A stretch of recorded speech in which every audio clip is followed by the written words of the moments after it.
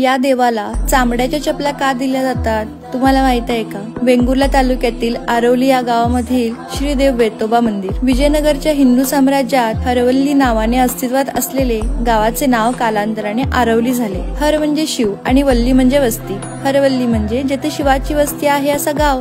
वेताळ या शब्दातील अर्थ देखील खूप सुंदर आहे. या शब्दातील पहिले अक्षर वेगळे काढले तर उरतो ताळ, दुसरे अक्षर काढले तर उरतो वेळ, तिसरे अक्षर काढले तर उरतो वेता व अर्थातच वेताने वेळेवर ताळ्यावर आणणारी शक्ती म्हणजे वेताळ. मंदिरात प्रवेश करताच सुमारे 7 फूट उंचीच्या श्री वेतोबाचे भव्य दर्शन घडते. श्री वेतोबाची मूर्ती पूर्वी फणशी लाकडाची होती, त्यामुळे या गावात बांधकामात व इतर कार्यात फणसाचे लाकूड वापरत नाही. 1996 मध्ये भक्तांच्या साह्याने मूर्ती पंचधातूची करण्यात आली. विशेष म्हणजे या देवास नवस म्हणून केळीचे घड आणि चपला वाहण्याची प्रथा आहे. मंदिरात अशा मोठ्या आकाराच्या चामड्याच्या चपलांचा ढिगच पाहाव्यास मिळतो. देवासमोर केवळ नवस म्हणून ठेवलेल्या चपलांचा तळ दुसऱ्या दिवशी झिजलेला आढळतो, कारण की श्री देव वेतोबा हे चप्पल घालून गावाची राखण करतो अशी भाविकांची श्रद्धा आहे. कोकणातल्या अशाच इंटरेस्टिंग गोष्टींसाठी मला फॉलो करायला अजिबात विसरू नका.